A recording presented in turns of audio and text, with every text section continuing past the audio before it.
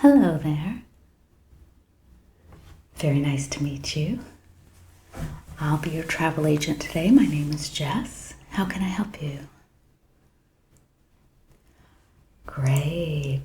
Oslo. I love Oslo. But important question, are you going in the winter or in the summer? Okay, summer. Great. That opens up a lot of options, although if you're Norwegian, you would do all the same things in the winter, except maybe go swimming, no, and maybe even go swimming. So I will give you some ideas. We can talk about it. Do you have flights booked? No, I'm happy to do that for you. Do you have dates?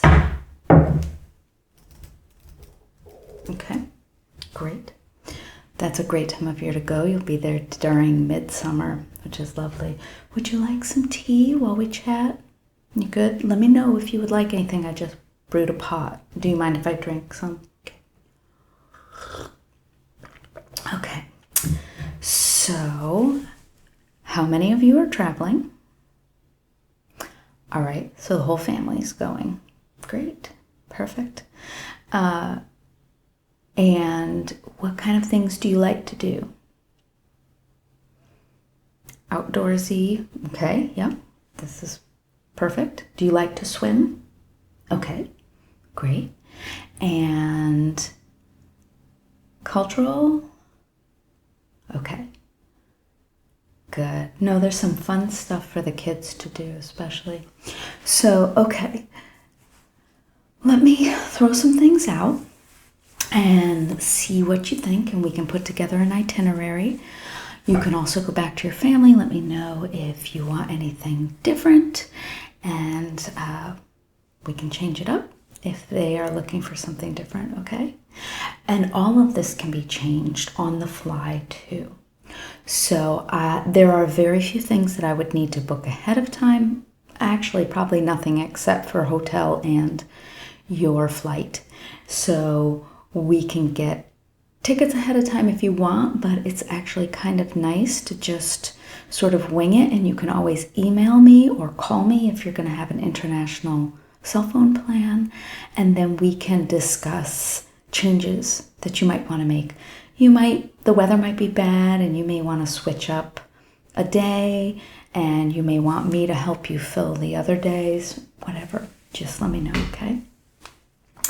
So generally, flying from the States, you're going to arrive in the morning, maybe mid-afternoon.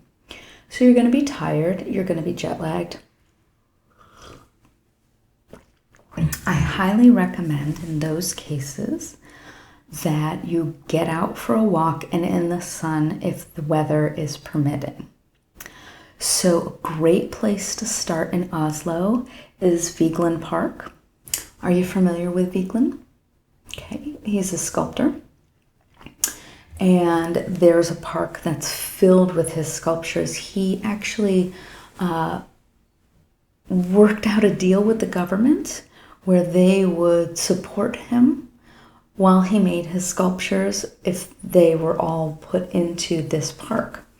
So you can walk around and see his most famous is an obelisk that's all different people.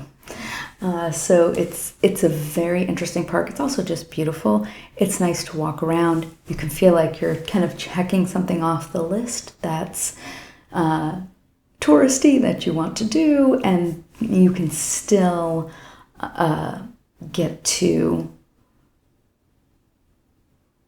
if you're too tired, go home.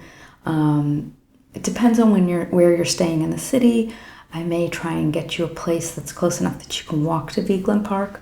Everything is very easily accessible. I have a friend actually who lives there, and his motto is pretty much that everything's about 10 minutes away. So can't walk 10 minutes to everything, but it's about a 10-minute train ride or 10-minute bus ride, and public transportation is super, super easy. So you can set up an app on your phone, and we can do that together if you'd like. And then you just use the app on all the trains and all the buses and just scan a QR code, and it's super easy. So Vigeland Park has about 200 sculptures. It has a big fountain. You walk kind of over a bridge to get to the obelisk. The obelisk is up on a big pedestal. There's hills. You'll see people kind of using it as a beach. There's a pool there, actually. So it's really just a lovely place to start your tour of Oslo. And again, there's also a little like cafe. So if you're ready to have some local snacks, it's more of a kind of desserty sort of place. Although actually you can have a full lunch there. So if the weather's nice, especially, there's like a little patio to sit out on.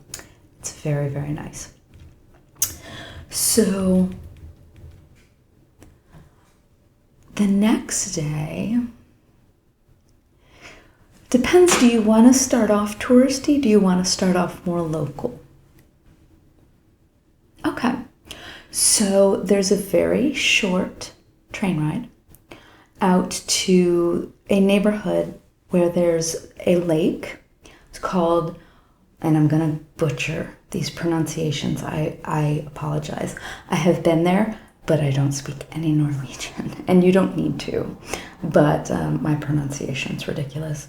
So it's Borgen Lake with a J, and you can go out there and there will be lots of local Norwegians that swim there. It's a spring-filled lake, so it's chilly for us. But it's funny, when I was there was a Norwegian woman who asked me if it was too hot because she said, is it no longer refreshing?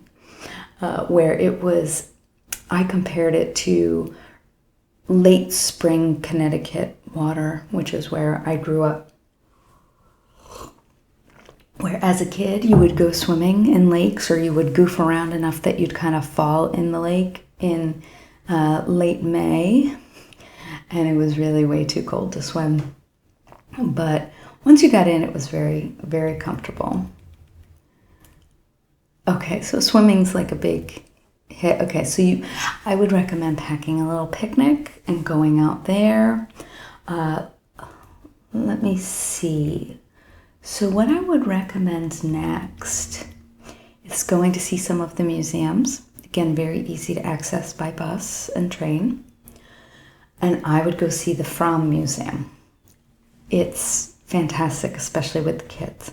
So they have 2 full boats. This is the Polar Expeditions. And it was a Norwegian, Nansen is his last name. I'm never going to pronounce his first name. Who was, I believe, the first to reach the North Pole, at least. And the Fram was the boat that took him there. And I may be pronouncing it wrong. It may be Fram, but I think it's Fram. And they took, actually, the Fram may be the one that went to the South Pole. So they went to both. And the Fram, they have like an interactive exhibit where all around, you can climb all through the Fram. And if you stand on the deck periodically, they'll have icebergs and glaciers, and like they'll have a storm around you, and they turn down the lights in the museum, and it's very immersive. It actually made me feel a little seasick. So it's very well done. And you can climb all through the boat. So it's just really fun for kids. And then you go in an underground tunnel over to another boat. So I'm trying to remember the name of the other boat. Oh, it's GJOA. So I think it's Goa. And it's a smaller boat that you can't go on. I don't think you can go on even the deck. No, you can't go on the deck. But you can walk all around it. The whole, they brought the boats in and built the museum around it. So it's the full boat. And they were restored, but they're, the original boat is there. And you can see a video on Polar Expedition. It's just really fun. The kids love it. There's a little cafe there. It's not open all that often, but it's a place where you can go and get like little breakfast stuff and little snacky things. So then if you go out, there's also a little like kiosk where you can get, again, little pastry kind of things and ice cream. And there's the Kon-Tiki Museum. So are you familiar with the Kon-Tiki? So the Kon-Tiki, if you guys are going to Oslo, I would highly recommend watching the Kon-Tiki movie. It's very fun, and it makes a visit to this museum really fun and exciting. So the Kon-Tiki boat was made by Thor Heyerdahl, and he was convinced that people from South America had traveled to Polynesia on these, like, this one's not a reed boat. This is a local South American wood. I think it might be, is it balsam? No, I don't think so. So the Kon-Tiki, it's a great movie. Watching them build the boat. They build the boat.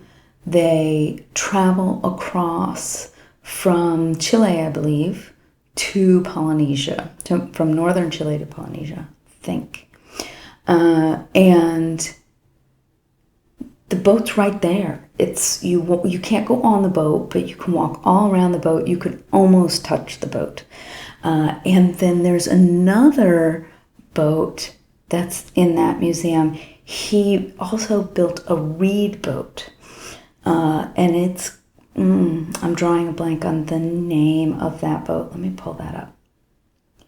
So that one, it's like papyrus. Like if you've ever seen the Egyptian boats that are made of reeds, it is like that. And I'm trying to think of what it is called, and I'm not remembering the name of it.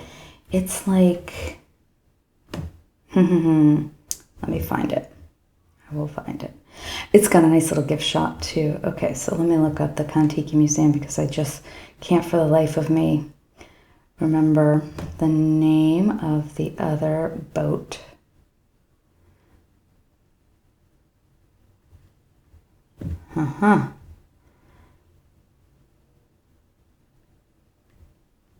So I have brochures for these as well. So this one, he went to, the Ra, that's what it's called. And then there's the Ra 2. So the Ra fell apart, and there's the Ra 2. Apparently he also made the Tigris, but that one's not there. And he took that to Easter Island and the Galapagos. So again, that one's faster to go through, but it's very interactive for the kids. It's just a great day. It's a great day. You can take, depending on where you end up staying, you can take a ferry from downtown over to the island where those museums are. There's also a folk park there, if weather is permitting. So they have several reconstructed homes, reconstructed churches that are the style that the Norwegians used to build. And they have performers who are playing music and who are in period costume. That's really fun. The kids would love that too. So yeah, I would highly recommend that as a whole day if you're up to it. But it's a long day if you're going to do the folk park as well. So after that, so that's a full day, maybe 2 days, especially if you want to go downtown and kind of walk around downtown before you take the ferry over, and then you can also take the bus. So with a nice day, I would go to Hovedøya. So this, I'll admit, my son, this was like his favorite thing. So my son really enjoys archaeology. So you take a shuttle over. It's about a 20-minute ride, a shuttle boat to an island. That boat, actually, you can just take the boat around, and it's part of the public transportation. So you just are using that same app. You can actually take it around for like an hour or so to all the islands, especially in the summer. It goes to a bunch of different islands. Or you can just take it over to Hovedøy. I think that's how you pronounce it, Hovedøy, even though there's an A on the end.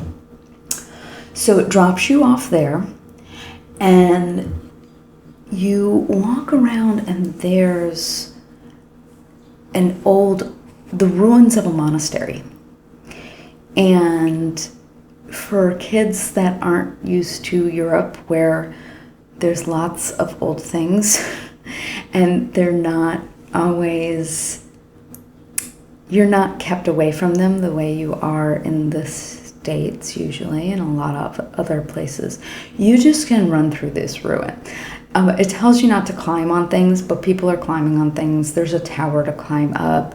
There was a wedding there when I was there. There's a nice cafe with really good food. It's not the cheapest. None of the food in Norway is cheap.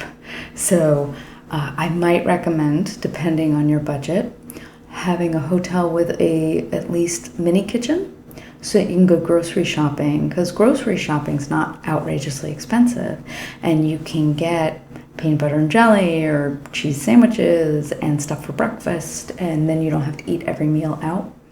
Having lunch out is sometimes nice, and then eating leftovers or sandwiches for dinner. There are definitely wonderful restaurants too, but it is pretty pricey. Alcohol is very pricey. So, just a heads up, depending on your budget, which we'll talk about. But Hovedøy, other than like traveling out there, costs nothing, except for if you decide to eat in the restaurant. But the restaurant's not outrageous. It's for Norway, it's not outrageous. So when you keep walking, you go down to the beach. And so this is your chance to swim in a fjord. There's a ramp that goes out, there's changing rooms, there's places where you can lay out blankets and sit. The water's cold, you gotta be ready for it. But if you swam in the lake the day before or a couple days before and could tolerate that, this would be fine. You want suntan lotion, you want to do all the things. And you can walk out on the ramp to get in the water, or you can walk right off the beach. It's lovely. It's really, really beautiful. There's tons of people there. You're not going to be by yourself in the water, but it didn't feel that crowded because there's lots of room. So it's a really, really nice afternoon. And then there's also like a tunnel where you can kind of look in, and they do like boat tours, and I think they used it during World War I. So there's history plaques all over that are really interesting. Here, so there's cannon batteries and gunpowder depots that are now just like caves.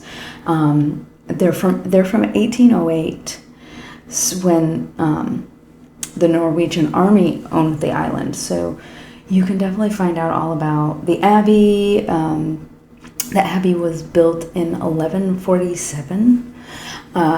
it's a pretty amazing place to go. And the kids will probably love running around the Abbey if they're interested in that at all. There's also just places to run around and play and then swim. So that's a wonderful day. That's a wonderful, wonderful day. I mean, there's so much to do in Oslo that it's you don't want to totally overwhelm yourself, but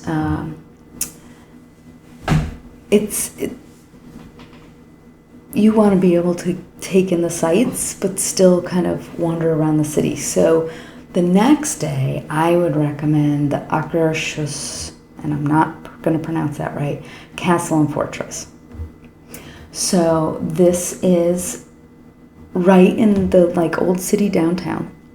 So you can go downtown, walk around a little bit. There's a little shopping area near there where you can get coffee and lunch, and you can walk up to the castle. You can get an audio tour of the castle. So that's kind of nice with the kids to have an audio tour versus having to be on a tour with people, because kids get bored. And the audio tour is great. It's got kid-specific things, but it's got ghost stories.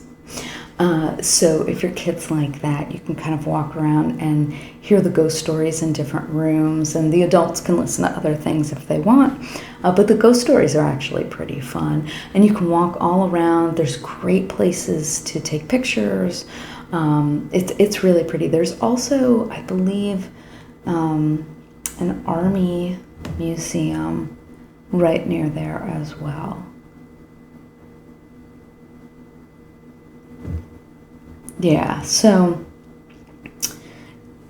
it's a great, the military museum. It has historical displays and a mausoleum with the tombs of Norwegian royalty. So it's really cool. I think the kids would like it. It's a really nice castle tour. It's a castle where I liked it because it was amazing and it was a castle, but it was also some of the rooms were really kind of small, and some of the rooms were enormous and clearly were for tons of people, and you could tell it was going to be cold, and there were passageways out, and the ghost stories with the passageways were it was fun. So yeah, that's a fun place to go. I would highly, highly recommend that. We actually went twice. So, the Norwegian Museum of Science and Technology is interesting depending on what your kids like.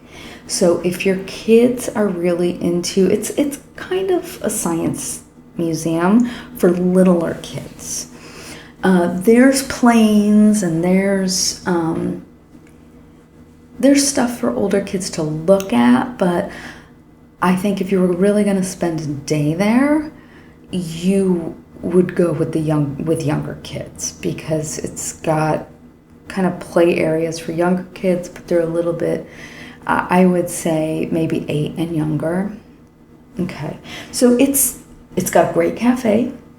It's a fun, if you need an extra indoor activity to keep the kids entertained, that's a good one. If the weather's bad, with Norway, you have to plan on bad weather.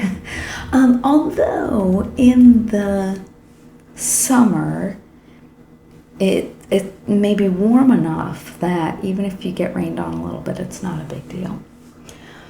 So I would also recommend just walking around the downtown and going to see at least the building for the Norwegian National Opera and Ballet. It's really iconic. There's a ramp that goes up and around it, so the kids, even if you don't go inside, the kids like running up and down the ramp. And there's sculptures around. It's right on the harbor, so it's really pretty. It's a nice photo op area. Also right near there is the new public library, which is worth a look. It's got I mean, it's got music studios. It's got places you can watch videos and learn to play different instruments. It's got what it calls the future library, and you kind of walk through into this wooden cave kind of area. It's really amazing, and the kids may not think it's going to be something they're into, but it's a fun place, especially like they've got a little cafe. Again, all of these museums have nice little cafes, which is kind of a good way to feed the kids, I've found, because you can usually see what the options are. It's usually pretty fast to get in and out. You can get sandwiches. The kids can see what they're ordering before they order it, especially if you have picky kids. So that would be sort of my itinerary. Are there other things that you might be interested in seeing? There's Segway tours. That's kind of fun. You can rent scooters everywhere. They're a little scary. Unless your kids are really familiar with riding scooters around the States, I would be a little bit nervous. The scooters go really fast, and they're on the street with all the cars. They made me a little bit nervous with kids. A lot of times people aren't wearing any helmets or anything, so it made me a little bit nervous. So there's a hop-on, hop-off bus tour, but I would say the public transportation is so amazing that it doesn't really make sense to do the hop-on and hop-off. There's just too many. You can get around without a problem, and especially since I'm going to give you itineraries, I don't think you're going to need that. So there's also a Viking ship museum that may have reopened by the time you're there. I will check on that. It's been closed for, they're fixing it up. So the kids would really like that if it's open again. And I think starting off with that, what I would recommend, I think, so that's actually plenty for the amount of time that you're going to be there. But if you decided you wanted to switch things up after the first couple of days, I often recommend, like, get in the country, find out what the kids are enjoying doing, see what the weather's going to be like, and then I can send you updated itineraries for each day, and I can check the weather and see what the weather's going to be like tomorrow. I am happy to email you an itinerary for the following day, your whole trip. So that's not a problem.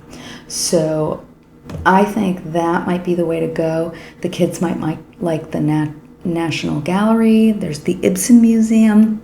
I'm more focusing on things that the kids would like, which there's a royal palace. I don't know how much the kids would love all of that. They might like the palace if the kids like that, but that is something we would have to book ahead of time. So if you talk to your family and if you think they would like the palace, then let me know, because we would need to go ahead and book that with plenty of time. So, but everything else is totally flexible, and we can change it up at any point, okay? How is that all sounding? I'm very jealous. It's a great place to visit. I really, really, my family enjoyed it a lot. And yeah, my son is 11, so it's the same age as your son, and then your daughter's younger, right? Okay. So I think everything that I listed, both of the kids would love. So let's keep in touch about this. I'm going to start looking into flights for you. Talk to your family and let me know what your budget is in total, and what you would like to spend on a hotel. And some people like to stay like in a fancy hotel the first night and then stay at something more budget after that. Or they like to, just pick one place and stay there the whole time so they don't have to move around. It's totally up to you. And make sure that the family is on board. So if the kids are like, oh, that sounds boring, like, let me know what they're interested in, and I can really cater this to them as well, because you and your spouse are going to have more fun if the kids are happy too. And often, like, peppering in like fun places to eat that have good desserts and like places with nice gift shops, that often keeps the kids happy too. But just know, like, you're probably not going to spend 5 hours in a museum with the kids. You're going to get kind of tastes of things. Yeah. And it's going to be more fun for everybody if you go in with that expectation. Well, I'm so glad I get to help you with this. I'm very excited for you. I think you will have a fabulous time. Okay, so I am going to look into flights. I will email you over some of that information, and then maybe from that email you can respond to me and let me know if there's any change, anything that the family has updated. Okay? All right. I look forward to working with you some more. All right. Bye-bye. Have a great rest of the day.